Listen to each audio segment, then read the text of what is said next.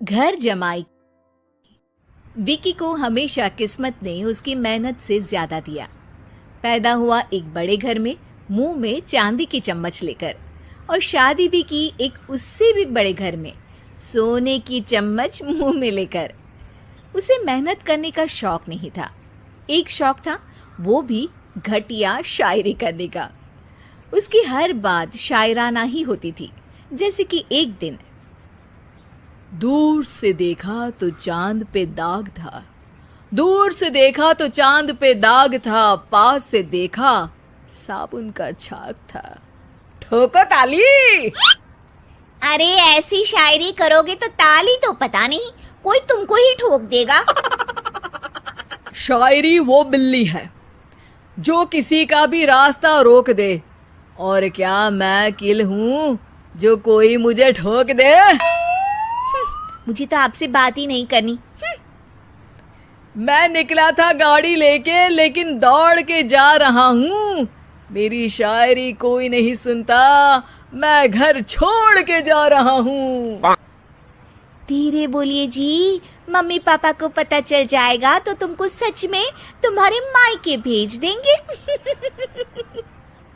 सस्ते साबुन से मेरी कॉलर चमकी नहीं, सच में चला जाऊंगा, मेरी बात कोई धमकी नहीं। अगर शायरी ही सुनानी है तो सुनाओ, लेकिन कोई काम धंधा भी तो करो।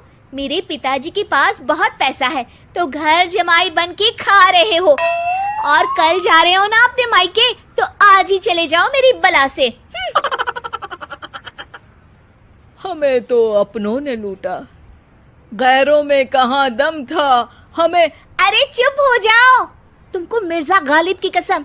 अरे जाना है तो जाओ, लेकिन पहले मेरे मम्मी पापा से मिलकर जाओ, वरना वो क्या सोचेंगे। लेकिन विकी अकेले ही अपनी कार लेकर अपने मायके यानी कि अपने खुद के घर पहुंच जाता है। अरे बेटा, तू अचानक, बहू कैसी है? अरे माँ, बहू तो बिल्कुल बदल गई है, मुर्गी हाथ से निकल गई है। अरे क्या हुआ बेटा? उसकी आती नहीं है, मेरी जाती नहीं है। मैं करता हूँ शायरी, उसे भाती नहीं है। मेरे पास उसका फोन आया था बेटा, सही कह रही है वो। तुमको काम करना चाहिए, तभी तो इज्जत मिलेगी। घर जमाई बनके सास ससुर के पैसों पर कब तक ऐश उड़ाते रहोगे? मेरी जिंदगी में हर तरफ से उंगली हो रही है, फोन पर मेरी चुगली हो रही है। अरे चुगली नहीं कर रही थी बहू, वो तेरा भला चाहती है बेटा। सूखे हुए कपड़े को भी गीला कह रहे हैं लोग, चुगली करने को मेरा भला कह रहे हैं लोग। ठोको ताली। ये सुन के माँ अपने हाथ से अपना सर पीट लेती है। अरे माँ, ताली की जगह माथा क्यों ठोक रही हो? बेटा तू ना आराम कर, तेरे पिताजी भी आने वाले हैं, खाना लगा देती हूँ। विकी अपने घर भी दिन भर टीवी देखता है, तरह तरह का खाना खाता है, दोपहर तक सोता है, चाय पीता है, वीडियो गेम खेलता है, बस काम करने नहीं जाता। घर में नौकर चाकर है तो बिस्तर से हिलने तक की जरूरत नहीं पड़ती। कई बार तो विकी अपने नौकरों को बिठाकर शायरी सुनाता रहता। कब जाओगे बेटा? अरे कैसी बात कर रहे हैं डैडी, क्या आप मेरे फादर नहीं? आप मुझे भगाना चाहते हैं क्या? ये मेरा घर नहीं। अरे नहीं बेटा, तुम्हारा ही घर है। हम तो चाहते थे कि तुम यहीं रहो और मेरा काम आगे बढ़ाओ, लेकिन तुम ही चले गए घर जमाई बनने। अरे मेहनत तो गधे भी करते हैं, मैं अच्छी किस्मत लेके पैदा हुआ हूँ, मैं घर जमाई हूँ, ससुराल का फूल गेंदा हुआ हूँ। ठोको ताली।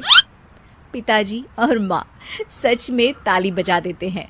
ऐसा पहली बार होता है जब विकी की शायरी पर किसी ने ताली बजाई हो। अरे आप लोग सच में ताली बजा रहे हैं? हाँ हाँ बेटा, तुम्हारे ससुर का फोन आया था, बोला जब तक घर जमाई जी कोई काम ना करने लगे हमारे यहाँ मत भेजना। अब तू तो काम करने से रहा और तुझे रहना भी है हमारे घर में ही, करेगा भी शायरी ही। और बार बार ठोको ताली बोलेगा तो आदत डाल ही लेते हैं ताली ठोकने की। विकी उसी वक्त खड़ा होता है और बहुत गुस्से में सीधे ससुराल के लिए निकल जाता है। फिर से आ गए? लेकिन सुमन को देखते ही विकी पिघल जाता है। अब सुमन, आई एम सॉरी, आज से ना मैं सिर्फ शायरी ही नहीं बल्कि काम भी करूँगा। तुम अपने ऑफिस में बात कर लेना, कोई भी मेहनत का काम कर लूँगा। मैं घर जमाए बन के रहूँगा लेकिन काम करूँगा और इज्जत से रहूँगा। मतलब सिर्फ तुम नहीं आए हो, तुम्हारे साथ तुम्हें अकल भी आ गई है। मैं अपने कारखाने का मैनेजर बनाता हूँ तुमको, कल से मेरे साथ चलना वहाँ। थैंक यू ससुर जी। थैंक यू से काम नहीं चलेगा, एक शायरी सुनानी पड़ेगी। है जरूर जरूर। ससुर के पास पैसा होते भी